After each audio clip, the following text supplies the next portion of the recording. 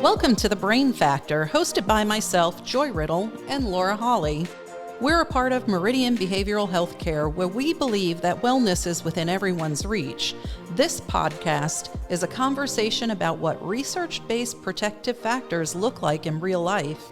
Our hope is that you'll walk away with something that you can use in your own life and have had some fun with us along the way. So let's get started.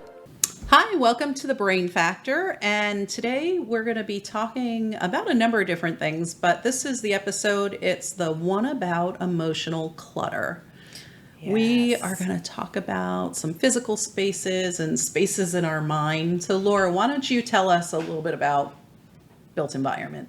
Yeah, so built environment is something that I recently got into. I know we've talked about it because you're like, what? What are you talking about? Yeah.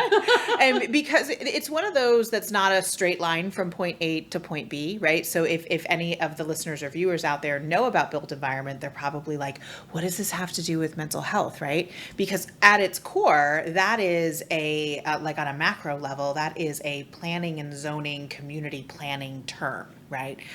So it has to do with, usually it has to do with like roadways and sidewalks and housing and the density of that and what is in like a green space, right? What is in the plan of the environment for the community, right? Yeah, so I think that right away related to mental health or health, that makes me think of how is your community built? Are there accessible clinics, hospitals, doctors? Mm-hmm.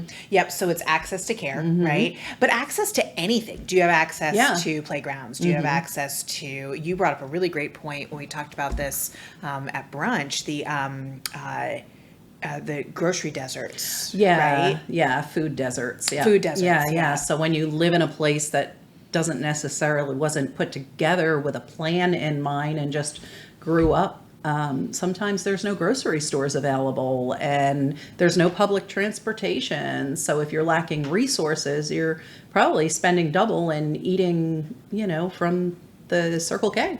Right.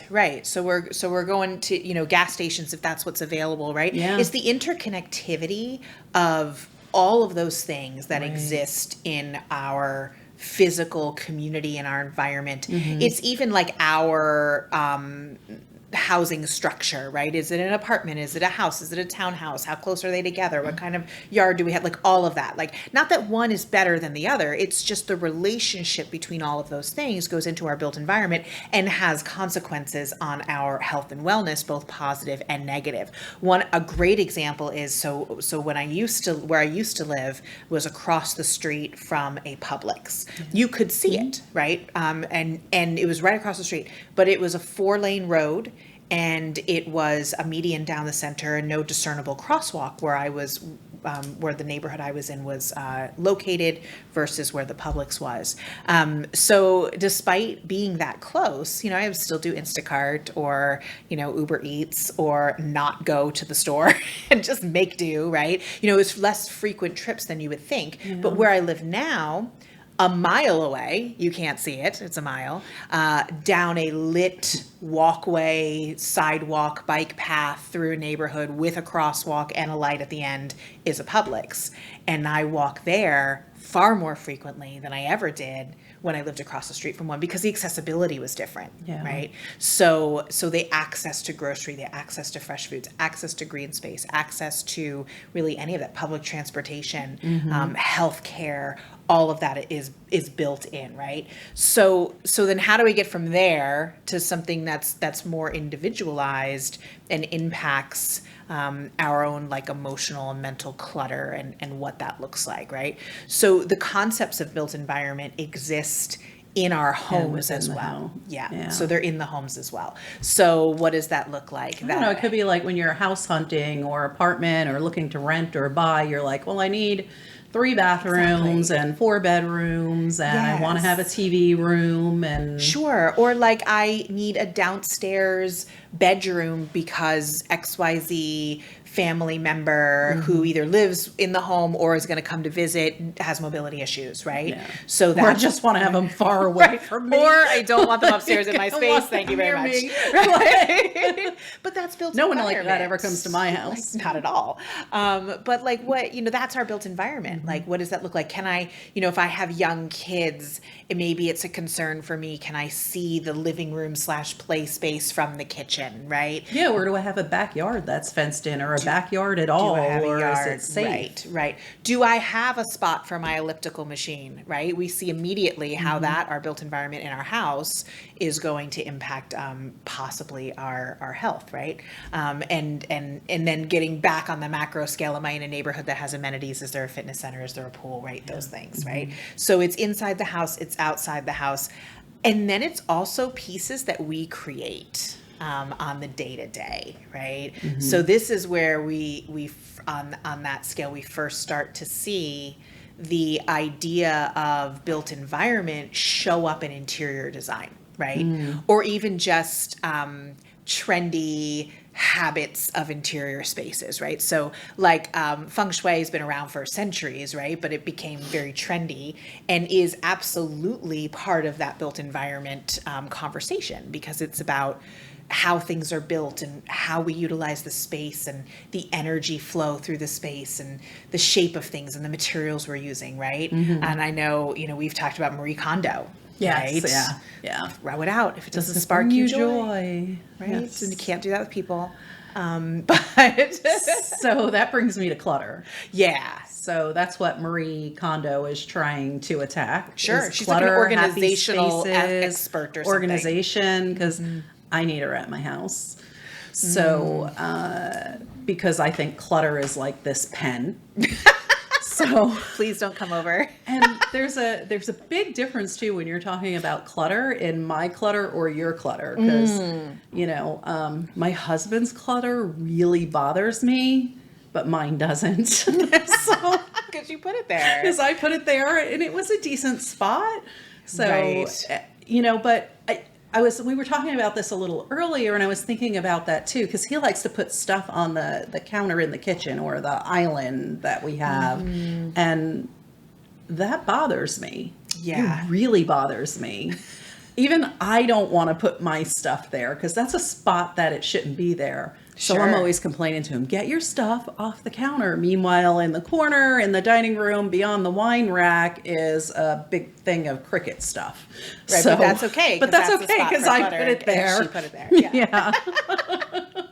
Well, it's funny because the counter, that's a thing in my house too. My husband Yeah. has piles of mail. And I'm like, why do we save every piece of junk mail? Like Yeah. he sorts it like in piles and clutter. And I'm just like, And I walk in and the house, you could possibly, eat off the floor. And yet Right. I think it's a disaster. Oh, yeah. Because there's a pile of mail on the counter. I'm like, we live in squalor. It's like, really, Joy? It's one pair of shoes. He'll always tell me, I want to live in a world where it's okay for me to put my shoes where I want to. I'm like, no. Listen, there is that world. It's called being single. Yes. And you can put it wherever you want. But no, it's funny you bring up shoes, because I think that's like a really good, I'm thinking of something that happens in my house that is really indicative of how all of this impacts like our stress level. And we joke all we want about like the things that like irk us, but those are the types of things when they're in our own physical environment, in our safe space, which is our homes, how they really can increase our stress level, be triggers for anxiety, depression, restlessness, all of that, right? So we have a shoe tray coming in the garage door, right? And so because we try not to have the shoes on the carpet and all of that, and over time there's only 3 of us, those shoes pile up like a small army lives there, and they spill out of the shoe tray and they go on, and again the rest of the house be earlier you were telling me about this shoe thing, and I was on board with you, but I thought it was like at your front door. Well, it is. This is in the garage? No, it's inside the garage door, inside the house. That's where we enter. We come in through the garage. So it's in the kitchen, basically. Oh, okay. Then I'm back. Yeah. You got me back. I'm Thank on you. your side. Yeah, please stay with me. Stay with me. I'm going to stay with you. I need an ally. So it spills over onto the floor, and I can walk in And that's all I see. Oh, yeah. And I become a crazy person who's yelling at people to bring shoes upstairs because our house is, and I quote, a disaster. Yes. When literally everything else is completely fine, and it's really just a pile of shoes. It's your trigger. But that's my trigger. So I kind of need that. That's the first thing I see. It sets the tone for me to just feel calm when I'm walking in my space. Yeah. Like you always say, it's different. These things that we talk about are different for everyone, right? So it's not about like, oh, put all your shoes away, right? It's about like, what's the shoes for you? What are the things in your environment that are causing you stress?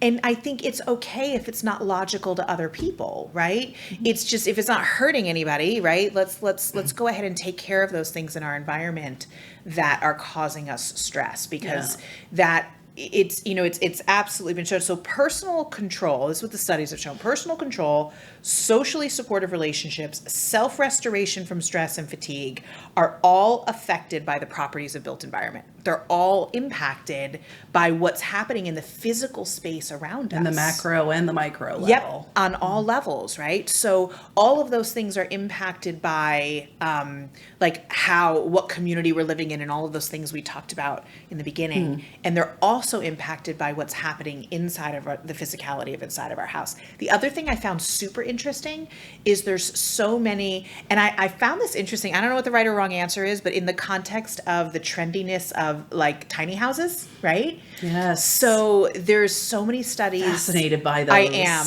Those people own nothing. Like I don't understand how that happens. That is my dream. No.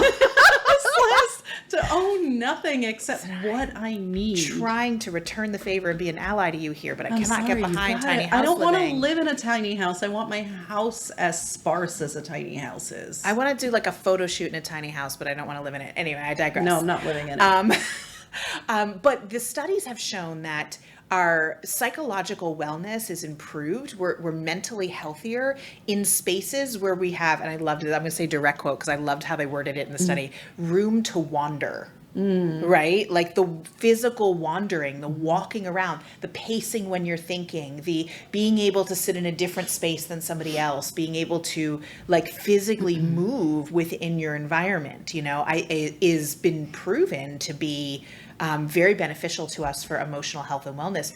For me, that really resonated because I work from home. Yeah. So my home space, so many people who work from home find a little corner and jam a desk in there, right? And I needed a larger space, even if that didn't make logical sense to the rest of the family, or it was taking space away from somewhere else in the home, right?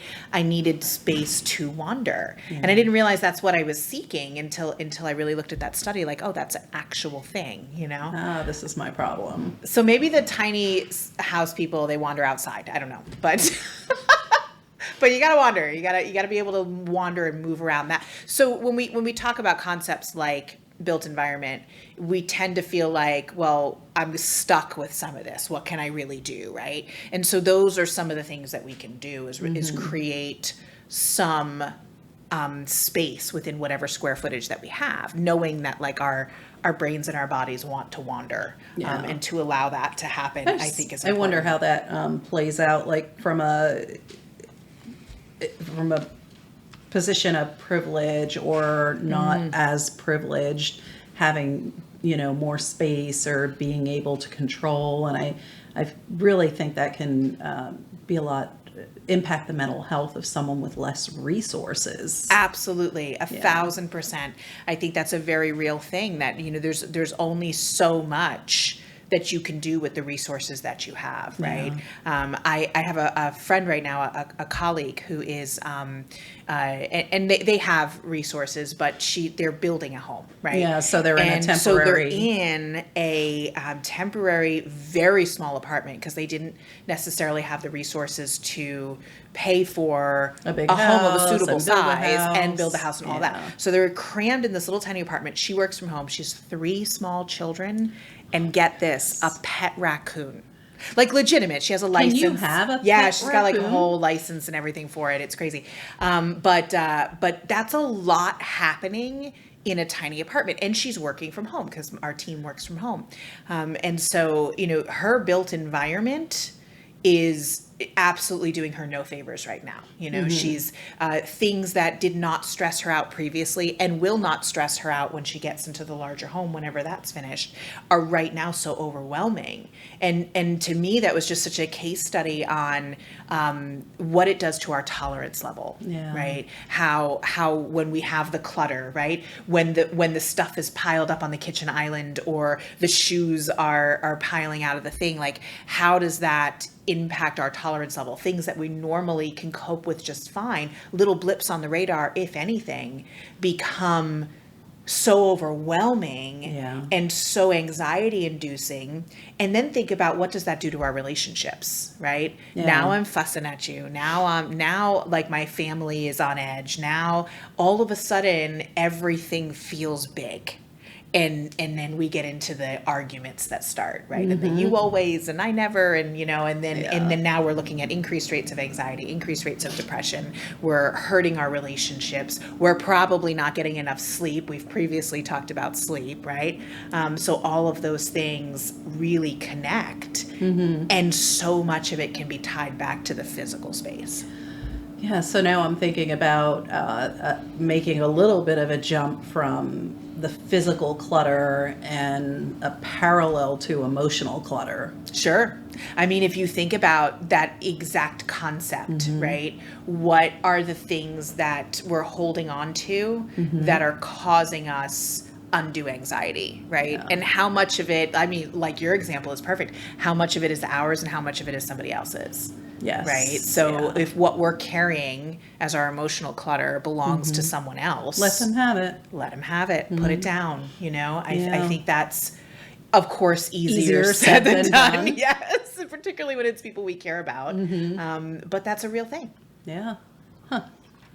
Yeah, I know, like with emotional clutter, or if it's emotional or just stuff clutter in your head, it doesn't even have to, I think, be emotional, but when I get kind of overwhelmed at work or something like that, and then I'm waking up, again, impacting my sleep because I'm thinking about this needs to be done, that needs to be done, this needs to be done, and there's this whole list of stuff running in my head. I don't know that I want to call that emotional because it's work. It's not really emotional for me anyway.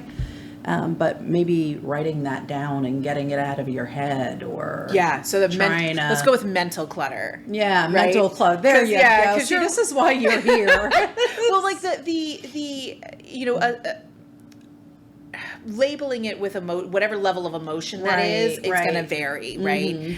But it's not the physical clutter, it's that mental clutter, right? So yeah, I mean, setting it down. What does setting it down look like? Yeah. We know what that looks like when it's mail, when it's shoes, when it's the Cricut machine in the corner, but what does that look like when it's mental? I don't use the Cricut machine, by the way.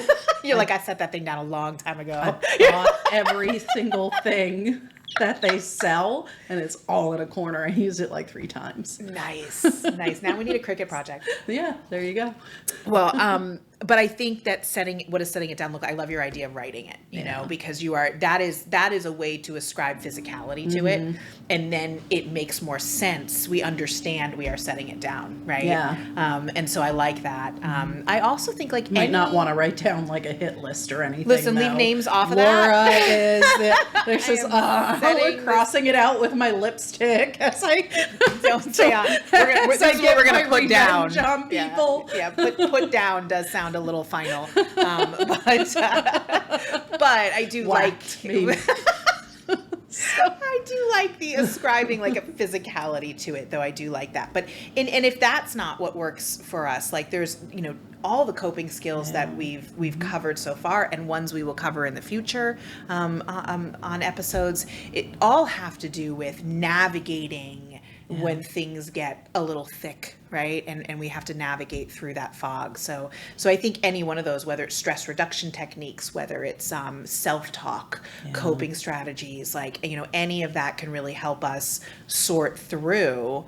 But there's some things I think knowing that our physical environment impacts that so much that we can do proactively.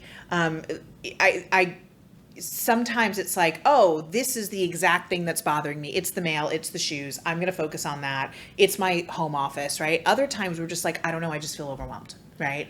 What is it? So there's things that we can do that are science-based, that I found some of them so interesting, right? So if you do work from home, are the placement of your desk and chair matter a whole lot, right? So, and they actually have a numerical value to the space, right? 3 feet from the wall. I don't know why, but that's what all the studies have shown, that a minimum of 3 feet from the wall is where your desk should be. Try not to face the walls, but with 3 feet, you have room to wander, you can stand up, you can sit down, your chair can go back. So 3 feet is kind of the magic number for that, right? Allowing for movement, noise reduction, and this is outside of the home office now, this is just in general, but noise reduction, and I thought this was interesting too, boundaries if you can't reduce the noise, right? So if it's like, like I have a friend who lives with her elderly parents, and they have the TV at like 84, like all the time, right? So there's parameters around when that TV is on and in what room, right? So like sometimes it's carte blanche, like absolutely, you live here too, right? And sometimes it's like, hey, when I'm trying to do this, could you watch it in the den, or could we not have TV from these hours? So it's having those boundaries that still give you what you need for noise reduction, right? It gets a little difficult though when your partner, like that you're married to, and his name is Rudy, just refuses not to be specific to or anything. Participate. In that, and the TV's blasting in the horror movies in the middle of the night. Well, I'm in a different room, but you can hear it all the way to the bedroom. Yep. Absolutely. And that's the thing. And that, I feel like that's like a whole other topic to unpack on a future episode. I know. But boundaries are hard. Like having those boundaries, particularly with people we love who maybe aren't doing anything quote unquote wrong, right? But we're having to get to that place where we're owning what we need, even if it's illogical to someone else, right? Even if we feel like we're infringing on their right to exist too, right? That's what that whole boundaries are hard, man. They're just really, really hard. Oh, totally. And I'll make fun of him for the couple things he does, but I've got, you got him beat. I'm running the show. I've got all the rules. All of my stuff is just fine. Only his stuff is a problem. If you refer to page 6, paragraph 4 of the household manual, you will see that you cannot have your shoes where you want. Yes, exactly. Sorry, Rudy. But I think, so noise and boundaries is one thing. The other things that we can do is in the decor, right? So there's so many studies, we know that mirrors make a space look bigger, right? But they also reflect light. Yeah. And there's a lot of health and wellness benefits to that. Those larger appearing spaces, we don't feel cramped. They reflect light. Light is always really good for us. Those sorts of things. Mirrors in wooden frames, interestingly enough, because it's grounded, can help a lot. There's a lot of research behind having decor that is round, like bowls or round shaped decor, because so much of our spaces as human beings are square and have squared off edges and walls and corners and things. And so that helps to soften that out. And then lights and smells is the last thing, right? So task lamps versus overhead lights. And then some very specific smells. Peppermint is across the board, apparently a big one for focus and all kinds of things. And it's interesting because it's energy and calm. If you look up peppermint, it's I guess it depends on what you need, right? Peppermint's universal like that. But if you don't like peppermint, lemon also has some really good research behind it. And I absolutely hate the smell of rose, but that's another one that is really supported by research as being a very good scent to have in your environment. So things like that, right? If we're feeling like we're overstimulated, if we're feeling like we're overwhelmed, if we're feeling like the walls are kind of caving in, paying attention to the clutter, paying attention to the sounds and the smells and the lighting and the decor and all of that can be really important. And then also understanding how those concepts look from an emotional standpoint too. Are we carrying things around emotionally that are affecting us the same way that a pile out in the living room is affecting us as well? So I think that's super interesting. There's only so much that we have control over and don't have control over. So I think that's probably the part 2 of this conversation, that is a whole other episode to unpack. All this stuff sounds good in theory, but what do we actually have control and influence over? So we should tackle that next time. Yeah, we should. Thanks for listening to The Brain Factor. Joy and I are so thrilled to be having these needed conversations. We'd love to hear your feedback on this episode, so if you could drop a comment or leave a review with your thoughts or any requests that you may have, it would be appreciated. Don't forget to like, subscribe, and share with your friends. Living a healthier and happier life starts with one step, and we're excited to be on this journey with you. Until next time.